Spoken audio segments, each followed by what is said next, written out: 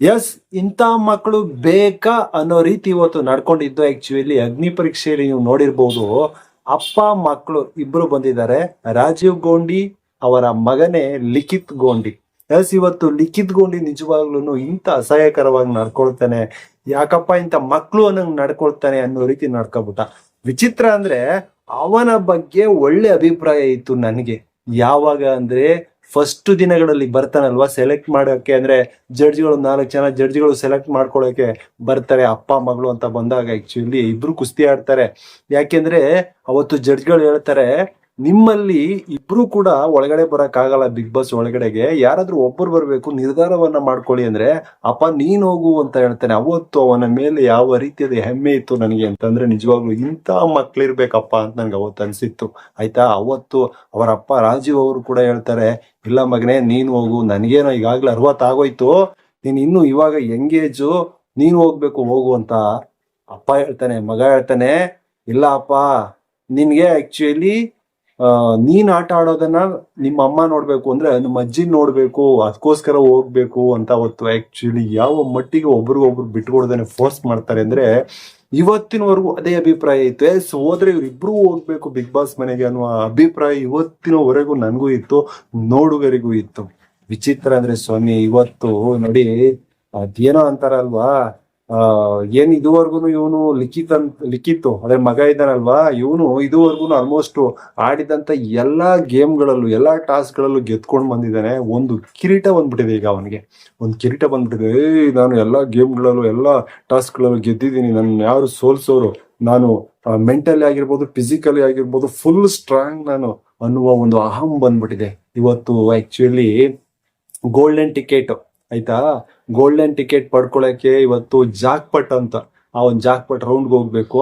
ಅಲ್ಲಿಗೆ ಹೋದರು golden ticket ಮತ್ತೆ ಈ ಒಂದು ಏನು ನಾಮಿನೇಷನ್ಗಳು ಎಲಿಮಿನೇಷನ್ಗಳು ಇರ್ತಾವಲ್ಲ, ಅಲ್ಲಿಗೂ ಕೂಡ ಪಾರಾಗ್ಬೋದು. ಇದಕ್ಕೆ ಯಾರನ್ನ ಚಾಯ್ಸ್ ಮಾಡ್ತೀರಾ ಅಂತ ಅಂದ್ರೆ, ಆಕ್ಚುಲಿ ಅವ್ರ ಅಪ್ಪನೂ ಇರ್ತಾನೆ ಚಾಯ್ಸಿಂಗ್ ಅಲ್ಲಿ, ಆದ್ರೆ ಅವ್ರ ಅಪ್ಪ ಹೆಸರನ್ನ ಆತ ಸೂಚಿಸಲ್ಲ. ಪಕ್ಕದಲ್ಲಿ ಇರ್ತಕ್ಕಂಥ ಧನುಷ್ ಎಂಬಾತನ ಹೆಸರನ್ನ ಸೂಚಿಸ್ತಾನೆ. ಎಸ್, ಅವಾಗ ನಿಜವಾಗ್ಲೂ ಕೇಳ್ತಾರೆ ಅಲ್ಲಿ ಇರ್ತಕ್ಕಂಥ ಇವ್ರು ಆಂಕರಿಂಗ್ ಆಗಿರ್ಬೋದು, ಅವರೆಲ್ಲರೂ ಕೂಡ ಕೇಳ್ತಾರೆ, ಜಡ್ಜಸ್ಗಳು ಕೇಳ್ತಾರೆ. ಆದ್ರೆ ಮಗ ಹೇಳ್ತಕ್ಕಂಥದ್ದು ಏನು ಅಂತಂದ್ರೆ, ಇಲ್ಲ ಈ ಒಂದು ಆಟದಲ್ಲಿ ನಮ್ಮ ಅಪ್ಪನಿಗಿಂತ ಧನುಷೆ ಹೋಗ್ಬೇಕು ಅಂತ ಅಂತಾನೆ.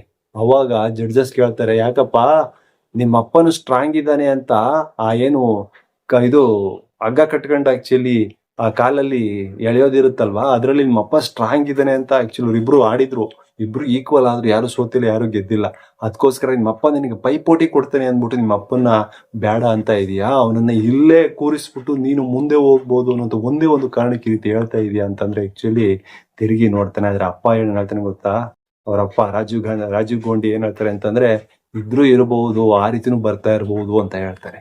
ಎಸ್, ಇದು ನೋಡಿದಾಗ ನನ್ಗನ್ನಿಸ್ಬಿಡ್ತು, ಯಪ್ಪ ನಿಜವಾಗ್ಲೂ ಅಪ್ಪಂದಿರು ಯಾವ ಮಟ್ಟಿಗೆ ಚಿಕ್ಕ ವಯಸ್ಸಿನಿಂದ ಅವ್ರನ್ನ ಓದಿಸ್ಕೊಂಡು ಅವ್ರಿಗೊಂದು ಜಾಬ್ ಆಗಿರ್ಬೋದು, ಅವ್ರಿಗೆ ಮದುವೆ ಆಗಿರ್ಬೋದು, ಅವ್ರು ಚೆನ್ನಾಗಿರ್ಬೇಕು ಅಂತಲೇ ಬಯಸ್ತಾರೆ. ತಂದೆ ಆದಂತವ್ರು, ತಂದೆ ಆಗಿರ್ಬೋದು ತಾಯಿ ಆಗಿರ್ಬೋದು ಎಲ್ಲರೂ ಕೂಡ. ಆದ್ರೆ ಮಕ್ಕಳು ಒಂದು ಸ್ವಲ್ಪ ಏನೋ ಚಿಗುರ್ಕಾಬಿಟ್ಟು ಒಳ್ಳೆ ಟಾಸ್ಕ್ಗಳು ಅಥವಾ ಏನೋ ಒಂದು ಪಡ್ಕೊಬಿಟ್ರೆ ಹೇಗೆ ತಂದೆ ತಾಯಿಗಳನ್ನೇ ಒಂಥರ ವೈರಿಗಳ ತರ ನೋಡ್ತಾರೆ. ಅವ್ರು ನಮ್ಮ ಜೊತೆಲಿ ಬರಬಾರ್ದು, ನಮ್ಮ ಜೊತೆಲಿ ಗೆಲ್ಲಬಾರ್ದು, ನಮ್ಮ ಸರಿಸಮ ಅಲ್ಲ ಅವರು, ಆ ರೀತಿ ವಾತಾವರಣ ನಿಜವಾಗ್ಲೂ ಒಳ್ಳೇದಲ್ಲ. ನಿಜವಾಗ್ಲೂ ನನ್ಗಂತೂ ಇವನನ್ನ ಲಿಖಿತನ ನೋಡಿ ಸಿಕ್ಕಾಪಟ್ಟೆ ಇವತ್ತು ಬೇಜಾರಾಗ್ಬಿಡ್ತು. ಸ್ಟಾರ್ಟಿಂಗ್ ದಿನಗಳಲ್ಲಿ ಇದ್ದಂತ ಅಭಿಪ್ರಾಯನೇ ಬೇರೆ, ಇವತ್ತು ಇವನ ಮೇಲೆ ಇರ್ತಕ್ಕಂಥ ಅಭಿಪ್ರಾಯಗಳೇ ಬೇರೆ. ವಿಚಿತ್ರ ಅಂದ್ರೆ ಅವನಲ್ಲಿ ಆ ರೀತಿ ಭಾವನೆಗಳು ಇರ್ಲಿಲ್ಲ ಅಂದಿದ್ರೆ ಹೇಳ್ಬೇಕಾಗಿತ್ತಲ್ವಾ, ಇವತ್ತು ಅಲ್ಲೇ ಹೇಳ್ಕೋಬೇಕಾಗಿತ್ತು ಎಪಿಸೋಡ್ ಅಲ್ಲಿ, ಇಲ್ಲ ನನ್ನಲ್ಲಿ ಆ ರೀತಿ ಭಾವನೆಗಳಿಲ್ಲ, ಬೇರೆ ಕಾರಣ ಹಾಗೆ ಹೀಗೆ ಅಂತ ಹೇಳ್ಕೋಬೇಕಾಯ್ತು.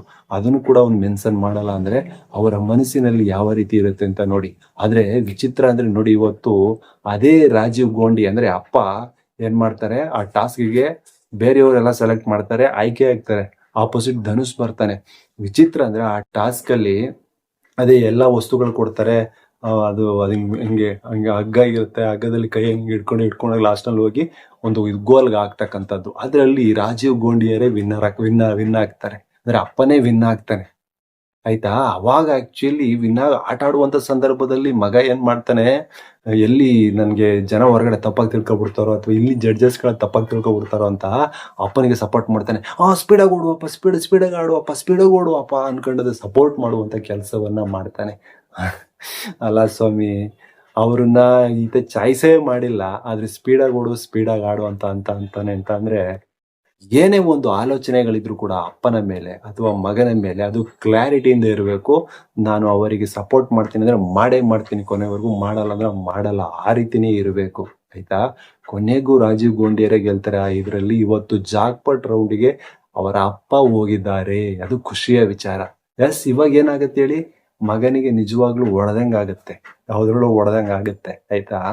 ಹಾಗಾಗಿ ಯಾರೇ ಅಪ್ಪ ಮಕ್ಕಳಾಗಿರ್ಲಿ, ಬರೀ ಸುಮ್ನೆ ತೋರ್ಪಡಿಕೆಗೋಸ್ಕರ ನಮ್ಮಪ್ಪ ಹಂಗೆ, ನನ್ ಮಗ ಹಂಗೆ, ಅಪ್ಪ ಹಂಗೆ ಈ ಒಂದು ಫೀಲ್ ಇರುತ್ತೆ, ಈ ಒಂದು ಭಾವನೆಗಳಿರುತ್ತೆ, ಇದನ್ನ ಸಪೋರ್ಟ್ ಮಾಡ್ತೀನಿ ಅಂದ್ರೆ ಕೊನೆವರೆಗೂ ಮಾಡ್ಬೇಕು. ಅವಾಗ್ಲೇ ಅವರ ಯೋಗ್ಯತೆಗಳನ್ನ ಉಳಿಸ್ಕೊಳ್ತಕ್ಕಂಥದ್ದು. ಎಸ್, ಇವಾಗ ಏನ್ ಅನಿಸ್ತೈತೆ ಗೊತ್ತಾ, ಆಕ್ಚುಲಿ ಫಸ್ಟ್ ದಿನಗಳಲ್ಲಿ ಇಬ್ರು ಹೋಗ್ಬೇಕು ಬಿಗ್ ಬಾಸ್ಗೆ ಅಂತ ಅನಿಸ್ತಾ ಇತ್ತು. ಆದ್ರೆ ಇವತ್ತೇನ್ ಅನಿಸ್ತಾ ಇದೆ ಅಂದ್ರೆ ಬ್ಯಾಡ, ಅವ್ರ ಅಪ್ಪ ಮಾತ್ರ ಹೋಗ್ಲಿ ಅಂತ ಅನಿಸ್ತಾ ಇದೆ ಅಲ್ವಾ. ನಮ್ಮ ಆಲೋಚನೆಗಳನ್ನ ಯಾವ ರೀತಿ ಒಂದು ಕಟ್ಟಾಕ್ಬಿಡ್ತಾರೆ ನೋಡಿ. ಎಸ್, ನಿಮಗೂ ಕೂಡ ಏನೋ ಒಂದು ಅನಿಸಿರುತ್ತೆ ಇವತ್ತಿನ ಒಂದು ಎಪಿಸೋಡ್ ನೋಡಿದಾಗ. ಕಮೆಂಟ್ ಮಾಡಿ.